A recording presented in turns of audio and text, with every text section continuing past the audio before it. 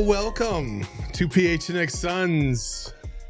Lindsay and Espo are actually in the gym working out their calves because we had to flex on them this weekend, so that's where they're at. They left us to our own devices today. It's Gerald, it's me. It's going to be fun. Yeah, I'm looking forward to it. This is the first time I think you and I have been on a pod, just us two together. I think it is, which is kind of crazy because we've been doing this for almost 2 years now. That is really nuts. That's really nuts. I'm excited to be here today. This is our detox episode because good Lord knows we need it after that Vegas trip. And to be honest, not everybody can hang. And unfortunately, Lindsay and Espo are a little under the weather today. So that's the real reason why they're not here. But we will hold down the fort, and we will start with let's just talk about James Harden first. Yeah, because apparently there's a rumor going around that this James Harden thing is going to happen, which I am not even 2% confident of. And then Gambo had this tweet today that was basically smashing all the dreams of anybody that wanted James Harden to come back to ASU territory. Please stop bombarding me with these ridiculous James Harden rumors, he said. I shot this down on June 9th, said 0% chance. I don't know who/where these rumors are coming from. Maybe stop following these people. No chance. Never was a chance. Suns were never interested. So, Gerald, I agree with this. Yeah, I mean, I don't know about the Suns were never interested part, but it makes sense now. Like, I don't think they have the assets to pull off a James Harden trade anyway, even if they were interested. And at some point, like, I know that we've gotten in this habit of like latching on to every disgruntled superstar as like, oh, what if we added him? Like, at a certain point, you do need depth pieces.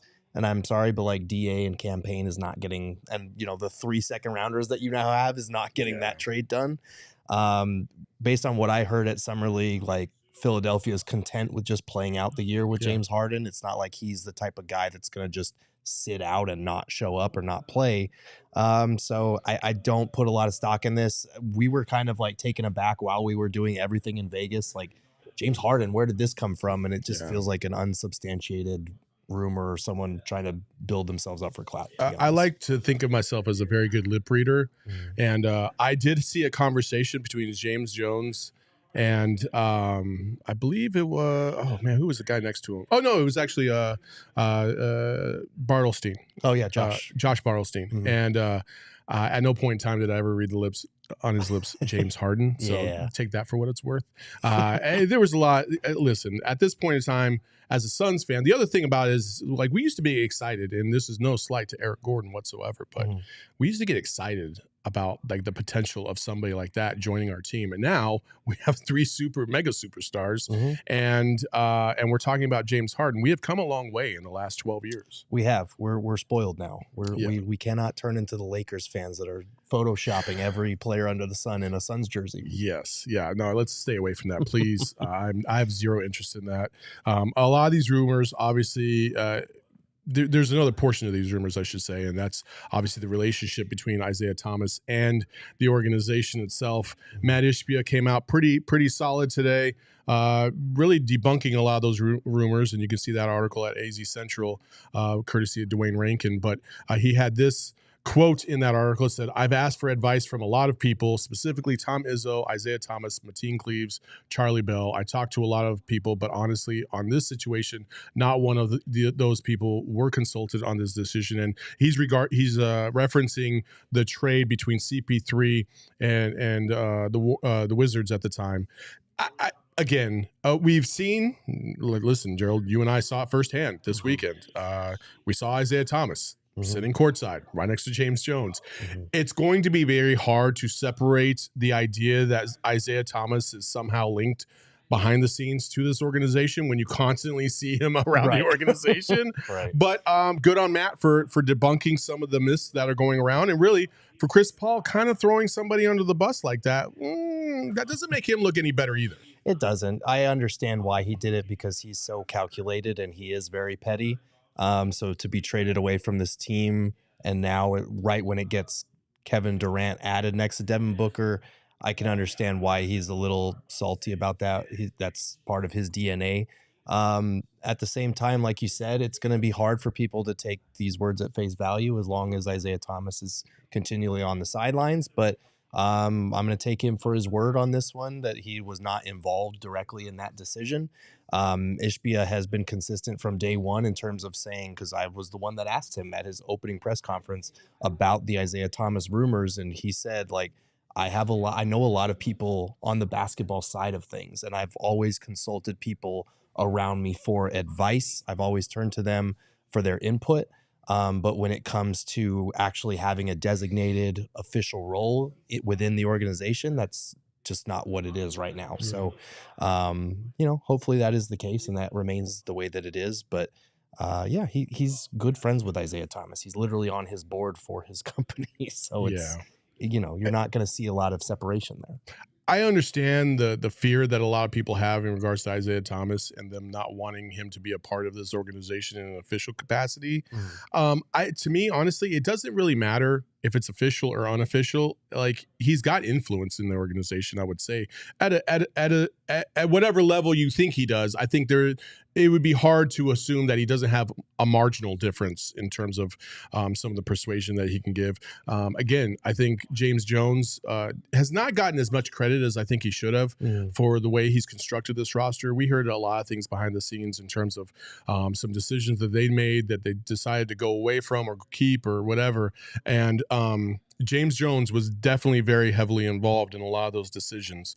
So I think, listen, I don't think it's ever too bad to have experienced people give you their 2 cents. And then as long as you were the ultimate decision maker, then I'm okay with that. But if he's the only guy in the room and the only one making the decisions, then that's a big deal. And I don't think that that's the situation here. Right. We've seen it before. Like, you need to have people around you, whether it's a coaching staff, whether it's a front office, people who will challenge your thought process, who will challenge your ideas. And I think the Suns are doing a good job of building that type of executive team, despite the fact that they're obviously all on the same page. You don't go out in free agency in the first 45 minutes and sign all the guys or agree to deals with all the guys that they did and have to turn some guys away because of it if you don't have a plan in place, if you're not all on the same page. So it's a new era for the Suns on and off the court. It's pretty exciting, and for the time being, until we're proven otherwise, I'm just going to take him at his word that he's not involved in an official capacity, even though we know that obviously off the court, Isiah Thomas and him are close, and he obviously has an influence on him. Absolutely. It's also a new era here at Phoenix, at PHNX, because we just signed a deal with Bird Dogs, just so you know. Yep. And they got some of the most athletic shorts out there, comfortable. They got some stretchy khaki shorts that, they kind of look like Gerald's, to be honest with you. I got black ones in the mail yesterday. I put them on last night. They feel amazing. Okay. Definitely recommend. They're basically like Lululemon, except better, in my opinion. So take that for what it's worth. And you can get yourself a pair by going to birddogs.com/PHNX or enter promo code PHNX for a free Yeti style tumbler with your order. That's birddogs.com/PHNX or promo code PHNX for a free Yeti style tumbler. You won't want to take your Bird Dogs off, we promise you. The Yeti tumbler, we got one of those as well, and it's navy blue, and it's choice. It's choice. Emma, did you not get one? Oh, I'm sorry, Emma. You had to fill out the sheet. I don't get sent the sheets. Okay. Well, I will change that. Emma. I'm sorry. We left producer Emma out of that. Yeah. Also, while most of you, the phrase man cave to me is kind of outplayed because I've seen couples caves. I've seen guys and women change their garage into a workout space and all this other stuff, right? I think the word man cave is outdated. So, but one of the things that is never going to be outdated is Saturday Neon, and you can get yourself to style your room of choice by using Saturday Neon. It's a fantastic piece of art, you could say. It's a neon light, and you can dim it, you can brighten it. It's fantastic. It's easy to use. You plug in, you play. You can even set a timer to it. It works with Alexa. It's fantastic. So check yourselves. You can get one of those by going to SaturdayNeon.com and use code PHNX for 10% off on your order today. Free shipping for orders over $200. They have U of A lights for all of my U of A peeps. Unfortunately, they don't have ASU, but that's because they have class and they have taste. That's terrible. I'm sorry, folks. That's brutal. You hate to hear it. But, hey. It's officially official, though. Josh Okogie Yes. officially member of the Phoenix Suns, and that was announced yesterday by the Suns. We had a chance to speak to Josh Okogie at Summer League, and it was the one and only time I let Gerald off the hook to do an interview myself. So take a listen as to why he's coming back. Well, I'm excited. I would just say I'm really excited to run things back, get things back going on with the team, with the squad. For me, in the free agency, I was kind of looking more long-sighted in terms of a team that I can grow with, and I felt like there was no better place for me than Phoenix, and it really made it that much easier to know that they were as excited in me as I was in them, and we just wanted to foster a relationship going on, going forward in my career. I think it's great to have Josh Okogie back in the fold. We already know that he's a knockdown three-point shooter, or was at points last season. You can actually see that full interview on our YouTube channel later on today, or right after this show. How about that? Yeah. So he was really engaging. He's excited to be back. Towards the end of that interview, he was like, "Man, I just can't wait to get started." You could see the excitement in his face. Overall, good fit, good retainment by the Phoenix Suns. Yeah, no, it's good. For the people asking why it took so long for him to officially re-sign, it was because I think he was traveling to Italy before this, and then he was in Vegas. So he's back in Phoenix now, was able to finally put pen to paper there. But yeah, it's good to have him back. And it's like we've talked about before, the way that they signed him using non-bird rights means that they, with that second-year player option, means they were able to offer him a little bit more at the expense of Ishbia. Because with a typical vet minimum contract, the NBA reimburses you for part of that beyond what the designated cap hit is. But in this case, because they used their non-bird rights to re-sign him, you got a little bit extra at the cost of Ishbia. So another example of how this owner is being aggressive, is willing to foot the bill for being aggressive, even though it comes with pretty hefty luxury tax implications. And the interview is great for those of you who watch it right after our show is over. It'll be up. There's a lot of good stuff in there, like him talking about working on his 3-point shot and playing for a defensive-minded coach like Frank Vogel. Yeah. So it's going to be fascinating to see how Vogel uses him, whether he locks down that 5th starting job, whether he comes off the bench, what his role is going to be.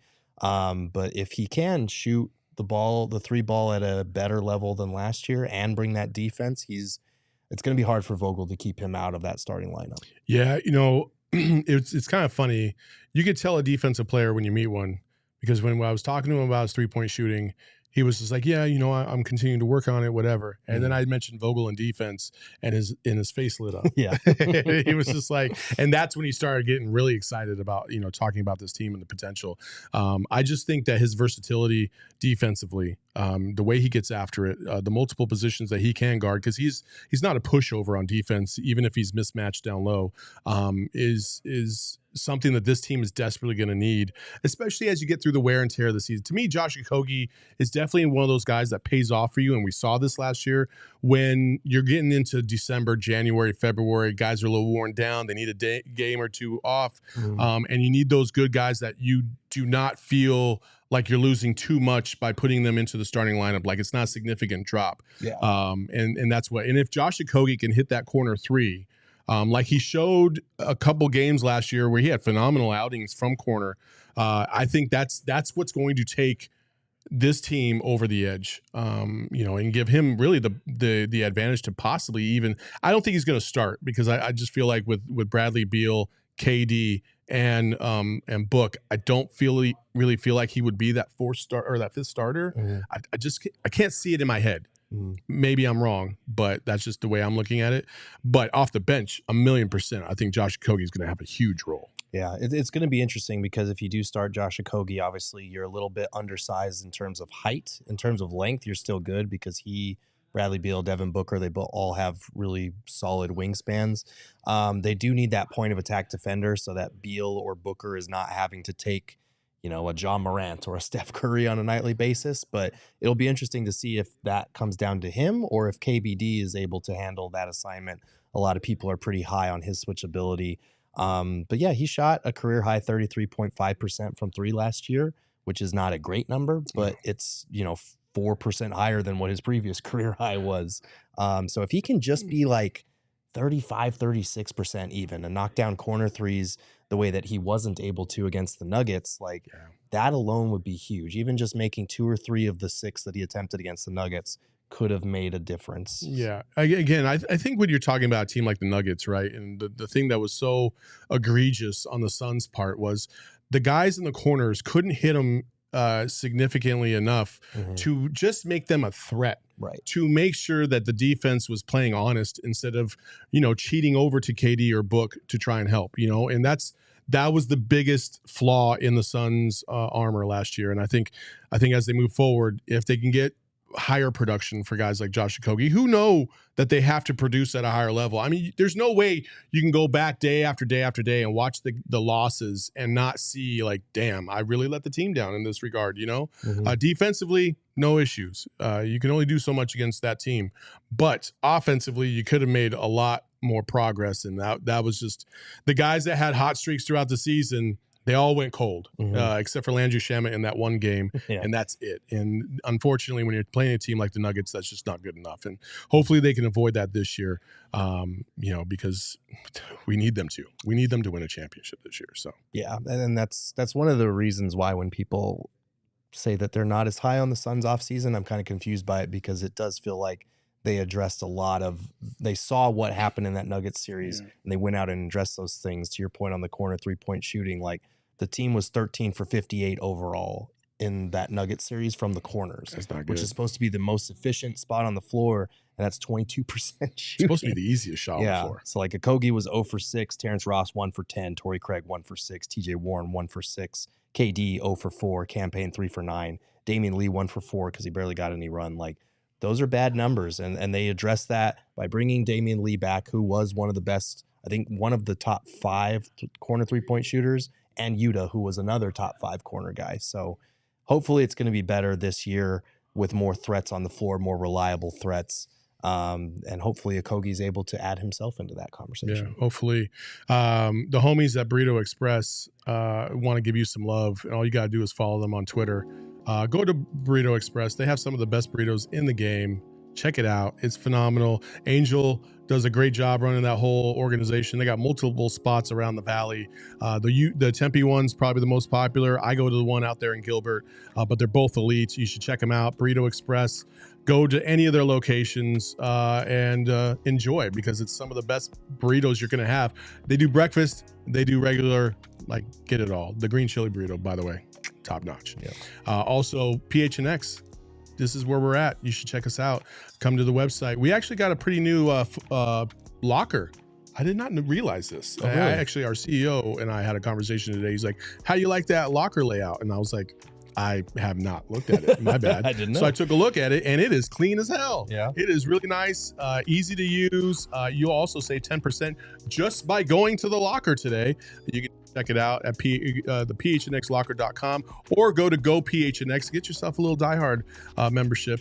And if you do that, you get a free t-shirt right off the bat. It basically pays for itself with all the discounts you get for all our takeover events, the merch. You get 20% off of all our gear, no matter what. Like, it pays for itself over, basically the first time you use it. So check it out. GoPHNX.com. We got so many things coming up. Football season's coming up. We got travel stuff going off in Seattle for the football season. We have another D-backs takeover coming up. Like, it's going to be phenomenal. So you should definitely check that out. GoPHNX.com. I can't say it any more than 5 times like I have. Okay. Real quick before we get to the next topic, I do want to get your overall thoughts about Summer League and wrapping that up. I thought Summer League this year myself was really, really, really good. Like, not just because we got hooked up at Circa and the people there, and Shady Rays was giving us all types of love, but it just the overall vibe. I thought Summer League was as energetic as it always has been, and it's just so much fun to watch. What were your ultimate takeaways from the event? Yeah, it was kind of one of those experiences that's surreal, because you look around and you're like, we are recording a show talking about Phoenix Suns basketball at a cabana with a giant, like, TV behind us in Vegas. Like, it was just unbelievable. And it was really cool being able to connect with a lot of people that work for the Suns, without that Robert Sarver cloud hanging overhead. Man, yes. Because you get to see people in a new environment, obviously being in Vegas, but just in a new environment in terms of the excitement over Ishbia and the way that things are going to be done moving forward, and the optimism about how good this team can be. There was a real buzz whenever I was just talking to, whether it was, Frank Vogel or players or people that just work within the organization. Like, they're all excited about what this could be, the talent that they're attracting, the fact that Phoenix is finally seen as the destination that it should be. We've been dealing with Californians moving here for years, and now NBA players all over the place are coming here to do the same thing. So it's really cool. And I love getting to meet people that you know but don't really know, and seeing them in such a lax and comfortable environment with hoops going on in the background. Like, you can't ask for more than that. I mean, if you're a hoop head, like, you got to go to Summer League, because you can literally watch about 4 or 5 games a day. You can switch between gyms and see, those key players that you want to take a look at that you might not be able to get a chance to see in the regular season, because, with load management nowadays, who knows who's going to play, right? So I think that was awesome. Also, like, my biggest takeaway as well, you mentioned the Phoenix Suns and their organization. I could not hear enough great things said about Josh Bartelstein and how brilliant he is. I'm really interested to see how this is all going to transpire or play out in the next couple of years, and with him running the operation side of things. I just heard so much about him, and without being in the building and really knowing what he does on a day-to-day basis, for people to go out of their way and talk about him, I thought was significant. They're making moves over there, and they have a tremendous organization. We've known a lot of those people, to your point, behind the scenes. And I think there was kind of a wall built a little bit to, in terms of how they could interact with people, whether it was spoken about or just kind of, they just kind of took that on by nature. Right. It just felt different. This year, man, it was awesome to really get to know some of those people. They do such great work. They work hard, and for them to start to get some of that love in return. And the other thing I will say is I did talk to a specific person in the organization, and they talk so much about getting the community back involved with Suns basketball. Yeah. And I just, 1,000,000%. We talk about community here at PHNX all the time, and I thought what they were talking about in terms of trying to get that back. I brought up several years ago, I want to say 4 or 5 years ago, for whatever reason, their social media account just like eliminated like hundreds of people that got a follow from the Suns account. Right. And people were upset because, like, when you get a follow from the Suns, that's a big deal, right? You feel happy about that. And people were upset. And, that was part of the aspect that we were talking about. And they're looking to bring that back, right? They're looking to really embrace the community, and they want to be more involved in it, more than just on the superficial, like we have this night or this night kind of level. Right. They want to get more people involved in the organization out and about, and so that is encouraging as hell. Yeah, no, it is, and it's kind of funny you mentioned that, because I was one of those people. I cover the team. Yeah, so right. It was like, oh, did you ever get a follow back? No, not yet. Oh man, but come on. hopefully. You have to put a word out there, like, come on, guys. No, they probably got me on some Twitter list or whatever. But no, I agree with you on that. The 2 points you made, like Josh, he's a really personable guy from our interactions that we were able to have with him in Vegas. Everybody's super high on him and how he's connected, how he's able to relate to people, how young he is. And then, like, they are really committed to bringing Suns basketball and making it the premier sport here in Arizona, which, I mean, this is already a Suns town. But the whole TV rights thing that they're fighting for right now, to be able to broadcast it to, triple the amount of people that they already are. That's going to be really exciting when that finally breaks through. So I'm excited for the Suns and for Suns fans, because this is the best time to be a Suns fan. They're all in right now. And we can talk about the fact that they've only got like a 2 to 3 year window or whatever with this current group. But man, if you're not excited about what they're building here and what they've got on and off the court, I don't know what to tell you, because this is great stuff that we're getting to witness, and it's night and day from when I first started covering the team. Literally, my first year was the 19-win season, so it definitely is night and day from that point. Shady Rays is one of the best, lenses in the game. You got to check them out. You saw us wearing them all weekend. We're sober now, and there's no pain in these eyes, so we didn't have to put them on today. But I had thought about it though. They're fantastic. Again, they're comfortable. They have the polarized lenses, which sometimes can mess with your phone, which I found that out the hard way. But they're still cool, and you can always just prop them down to take a look at it whenever you need. They also have a shop out at Kierland Commons that you can just physically walk in and take a look at all the different styles that they have, put them all on, test them out.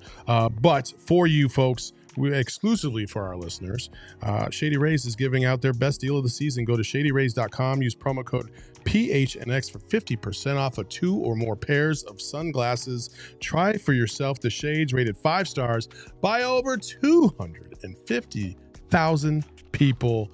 They feel good, they look good, and you'll be styling if you just put them on. And also, we have our last Wednesday of the month coming up here in a couple weeks at Four Peaks. You should wear your Shady Rays while you're out there, because we won't be outside, but you'll still look cool indoors. And you can check out all the different flavors of beer that they have. My favorite is obviously the tea shot. It's a green tea mix, and it's just, man, it goes down so smooth.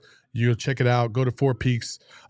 Their pub on the 8th Street is fantastic. The chicken tendies are the hit usually, but they have seasonal items as well. That's why I like to go once a month, just to see what's new on the menu. You're a big foodie. I'm sure you can appreciate that. So check it out. Go to Four Peaks. Remember, you must be 21 or over to enjoy, and please enjoy responsibly. All right, folks. Well, I forgot the last segment. My bad. Well, we got the new rules. Oh yeah, new rules. Let's talk about new rules. I'm sorry, I got a little distracted there. We talked about we did talk about the new rules, but before that, there were some other things that I got completely off topic. There we go. New rules. Let's talk about the new rules. All right. So one of the things that came out, there was a tweet by Shams, and it's these new rules to approve for this year, the 2023-24 season, per sources: in-game penalty for flops resulting in a technical foul free throw, and then everybody that will get a second coach's challenge awarded if the first one is successful. That second one, to me, feels like it should have been like at the onset of I mean, I don't understand why you wouldn't have, multiple challenges if you keep getting them right. It's not your fault the officials suck. Right. You know what I mean? So I'm very happy to see that. The flopping one, I'm very interested to see how they're going to enforce that. They tried a little bit of that before in the college game. They still do. And they have this as their signal for flopping, which I don't get at all. I kind of want them to just reenact the flop, like foul. freak out a little bit. I would love to see an official do that. Do the Dylan Brooks. Yeah. When he was at Oregon, that'd be awesome. Hit the deck. Yeah. No, I'm kind of surprised the getting a second challenge if your first one is successful wasn't implemented from the start. I know a lot of coaches, one of their biggest issue with using their challenges was, okay, if there's a blatantly bad call and I have to waste my challenge on this to get this overturned, like, will I need it later on? If it's a close game, do I have to use it now? Monty repeatedly complained about, like, if they would have just gotten the call right, I wouldn't have had to use my challenge on that and could have saved it for this instance or whatever. Yeah. So that's a great change. Totally makes sense. Especially when we've seen the caliber of officiating over the last few years, the way that it's been. The flopping one I'm interested about. I think it's a good idea.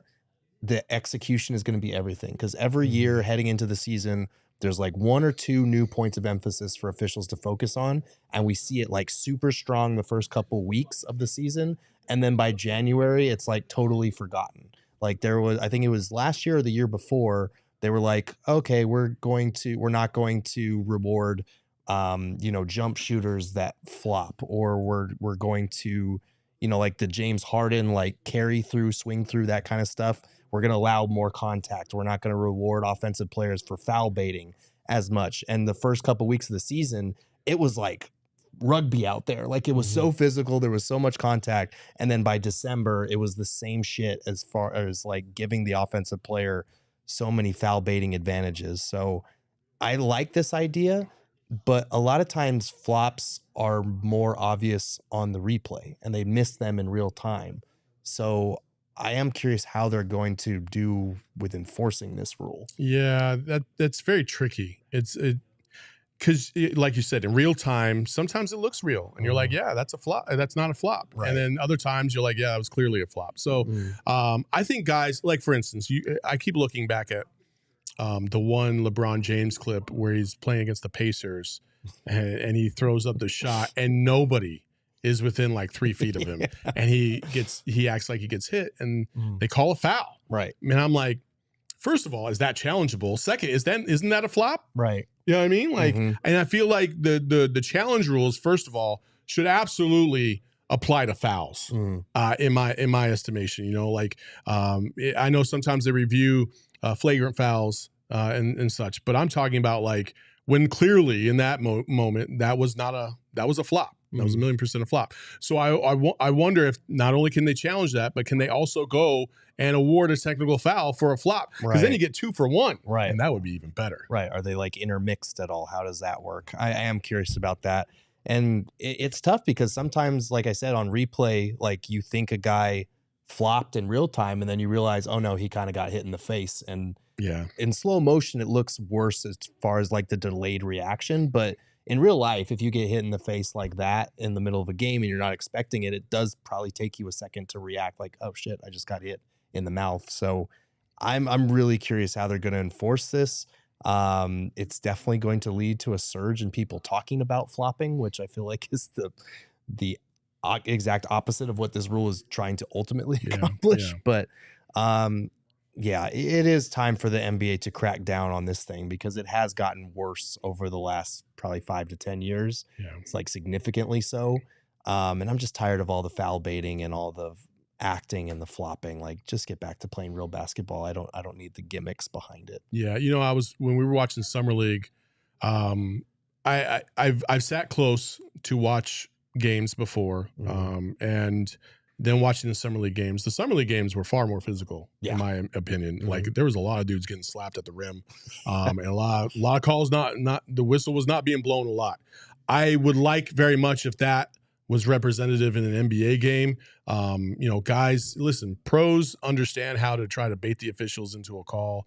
But one of the things that I do not like is just the constant whining and crying of the player to the official every single time down the court. You know, the first thing I think of is, isn't that fucking exhausting?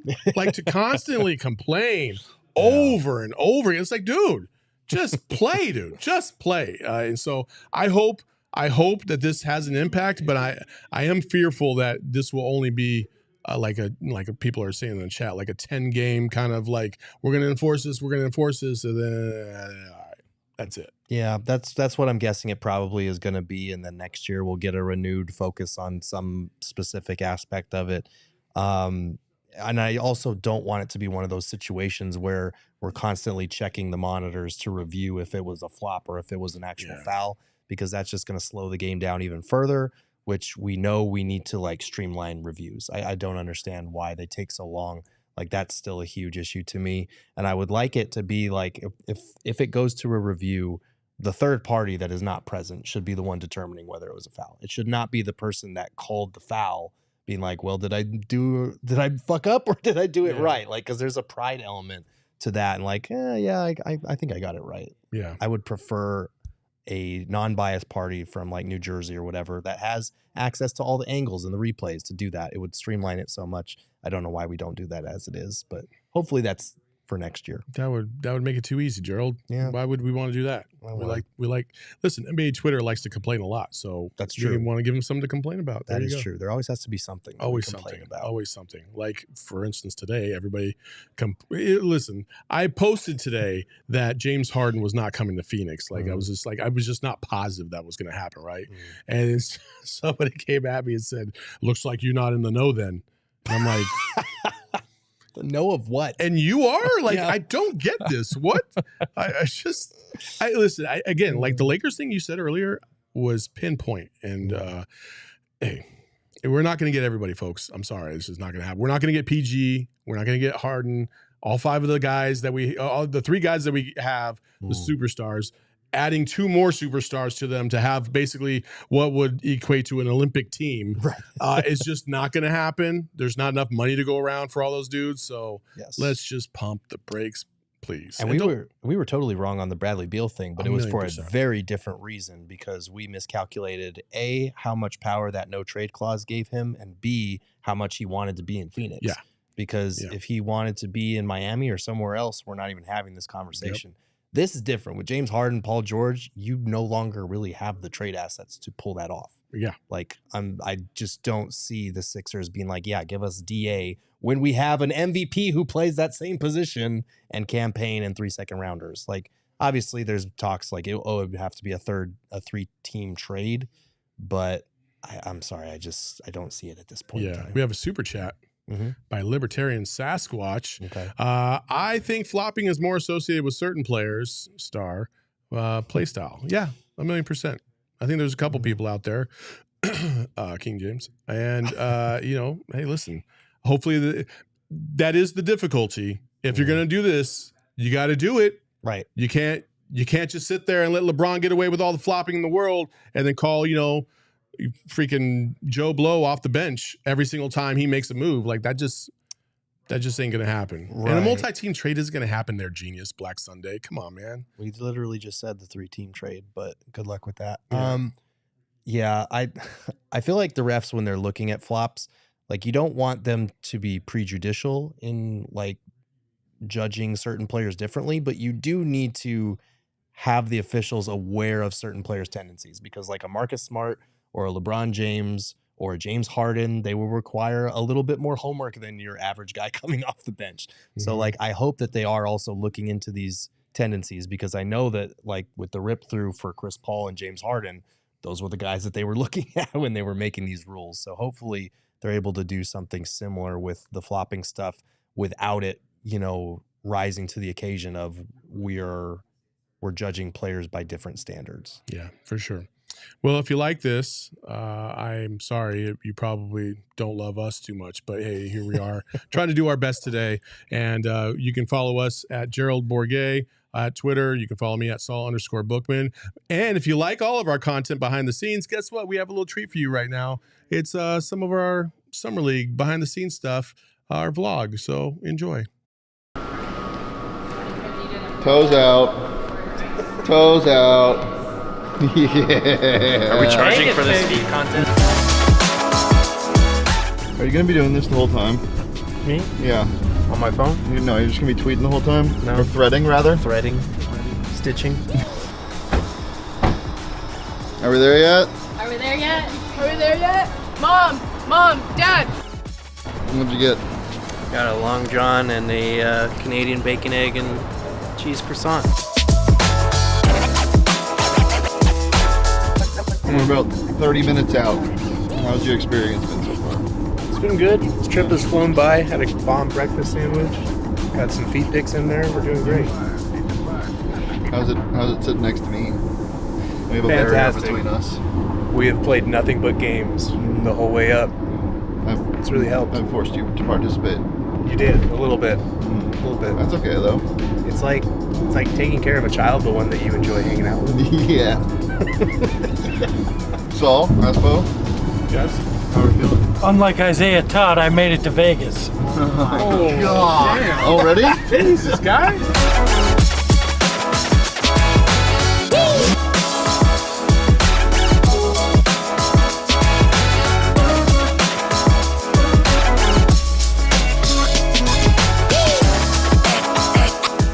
Quick stop at the room. My goodness. Unbelievably nice. Now you go see Victor Wembanyama play basketball. You look great back there. Yeah, put the biggest guy in the middle. It's always a good strategy.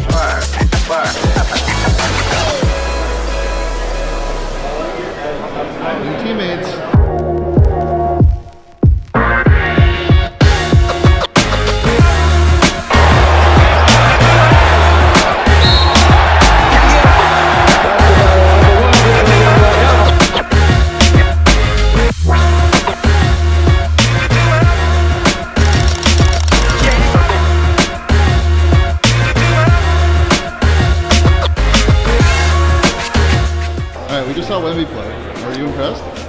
It was a rough debut from him. I saw a couple of things that crossover and dish he had were nice, but we're going to want to see more. He did get dunked on. He got dunked on really bad. Shane, roll the clip of him getting dunked on.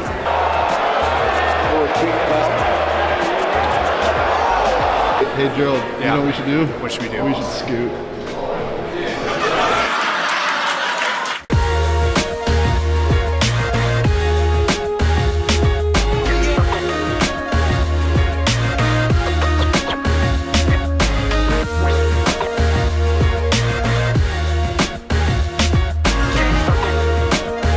What are you getting?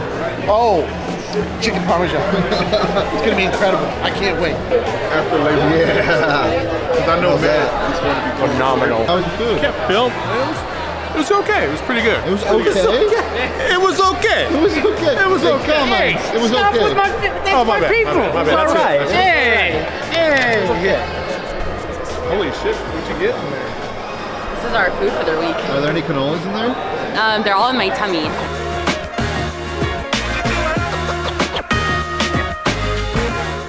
All right, back from dinner. It's midnight. It's exactly midnight. Time to gamble. We're in Vegas. See you tomorrow. Toes out. Toes out. Yeah. This is our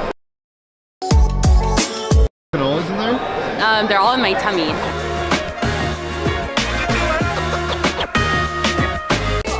How you feeling? I feel fantastic. Not good? 3 sheets of ass right now. Oh no. What up?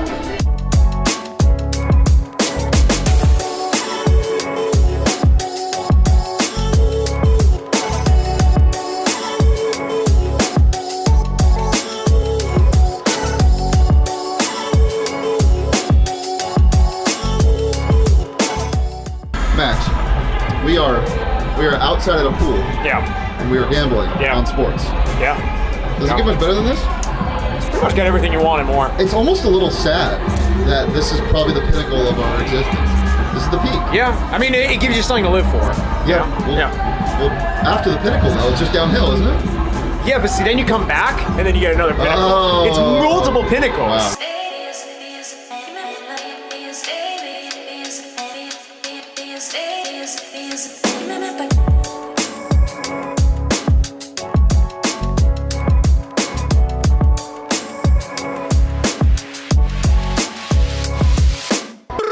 We're back. No more stock footage. No more stock No footage. more stock footage. We are here. It's real. We are here. We are here. We are here and we are alive. It's real. And we are sober. Can I get out this bitch? Can I get a help me? Help me! Help! Help! You ready for a new segment? Sure. It's called Let's See If Saul Can Do an Entire Interview by the time we get to the bottom of the escalator. Oh, absolutely. I can. That's not even a problem. Okay, so what's the interview, huh? I don't know. For you to Hello. One of the cool things about being a Suns fan is that we have so many cool things to really focus on, right? Devin Booker, obviously, he's going to win MVP one of these days. I promise you that. Like, Devin Booker is that legit. He's like Kobe-esque in that regard, right? Then you had Bradley Beal. Bradley Beal's phenomenal, and he's going to be able to adjust to this offense. You know what that's like? It's like Circa adding Stadium Swim to their hotel. Stadium Swim is amazing. I don't know if you've ever been, but if you have the chance, Stadium Swim, you can literally spend all day there. We had how many shots? We had a lot of shots. We had More shots than a lot of drinks, Chobani. a lot of margaritas, and I still feel really good because the pool cools you off. Almost Maybe got not me. great. Almost got me. We had one shot. Yeah, but we had a lot of drinks. That's all I meant. We had a lot of high noons. We had a couple high noons. Yeah, we had a couple high noons. noons. I had a couple margaritas. Big old tall margaritas. So it was a legit pool. Awesome experience. This is the highest escalator also in the world. In the world? In the world. Is that true? And that is the end. And I fucking did it, son. Let's go. All right. Today was mostly a pool day. Sorry there wasn't a ton of Suns related content, but we'll be back on the wagon tomorrow. Just check out the YouTube channel for all the interviews we posted today, and now we're gonna go eat some dumplings, so I'm gonna leave this puppy at home.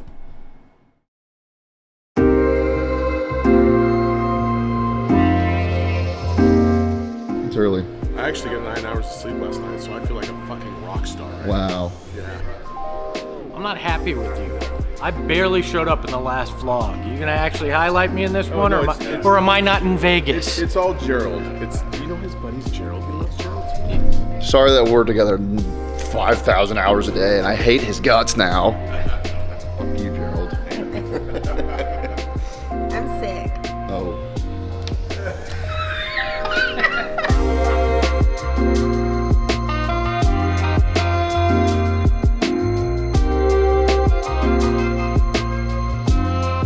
How'd that go? It was really fun. Really fun. Those guys from Circa do it right. I'm glad they jumped on the show. We got some good nuggets, jabs. Good day. I'm about to show you my favorite place here in Vegas. It's my personal spot that I hang out at, the Legacy Lounge here at Circa. And let's take a look. My favorite part here, the bus. I mean, you got Howard Hughes' head in here, and they're saving a spot for me. Yeah, where's yours? I'm next. They told me I'm gonna get one. There's some great oil paintings of these guys too when you walk out. Do you get one of those too? I'm getting one. I talked about it. I mean, the Legacy. Look at they even got it on the floor. You know it's a fancy place when they got it on the floor. But yeah, look at this. Some of the titans of Vegas here. I know these are some of the guys that made Vegas happen. Bob Stupak, Benny Binion, Rick Benny Esposito. Benny Binion, one of my favorites. You know, Benny Binion was my favorite. I mean, look, they even hold my gold for me. I come to Vegas, I bring a lot of gold with me. They say, we'll hold it in the Legacy Lounge for you. They also tell me what it's worth. So I got about 1.9 million that I'm hanging out with here. My friend Vegas Vicky, they got a photo of her. She's downstairs at Circa. They saved her from Fremont Street. Everybody needs saving from Fremont Street every once in a while. The view here, though, the view is the best.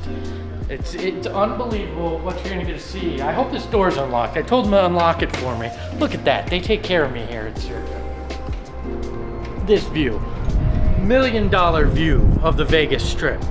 I mean, this is what you come to Vegas for, the views. And you can actually even hear Stadium Swim that's 58 floors below us. So this is my favorite place to hang out, but you have not seen the piece de resistance yet of this joint. Let's go back inside. The bar here is the best bar I've seen in Vegas. Classy, got everything you need. It is beautiful. It's the last place I'm going to take you here in Legacy Club. And I hope I'll interrupt the CHGO guys while they're doing their show too while we do this. The bar, I mean, look at it. This is everything you'd want in a bar here. It's even got the library style ladder here. It is beautiful. This is my favorite part of Vegas. It's the Legacy Club at Circa. Hope you enjoyed your tour.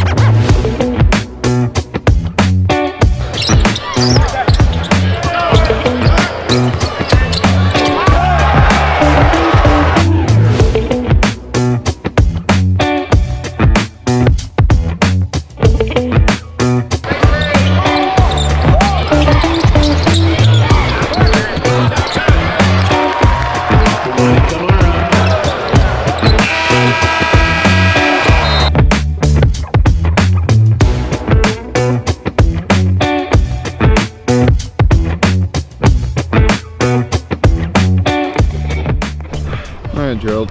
Well, before we get started, I just wanted to address the elephant in the room about you being in the vlog more than everybody else. Well, you know, I got to wrap up the vlogs and you know, segments and stuff somehow. And it's usually, you know, at the end of when we're doing things. Where's everybody else? Let me ask Espo. Espo.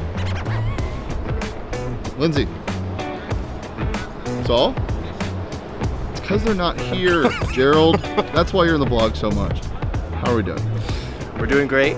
It was another successful year. I'm just lying. Shit right You're now. lying. I'm so tired. We're unwell from late night reporting and walking. Late night reporting. No water. My lips are chapped. Are you tired. Investigating Watergate. No, what? Help? I need to go home. So where are we going now? We're going to Fuku Burger, baby. Let's go. I'm excited. Cut to Fuku Burger. Fuku Burger. We made it. We made it. I got money for the girth board! Just as good as you remember? Oh, yeah. After 9,000 interviews, that concludes day number 4. Whatever. We're going to go get dinner and drinks, and it's our last night. We'll see you tomorrow. Okay. How would you rate our performance last night? Due out of 10. That's it, folks. We're all done. It's been a long 4 or 5 days, but we killed it. Everybody killed it. ALLCITY. It was awesome, but it's time to go home. Peace.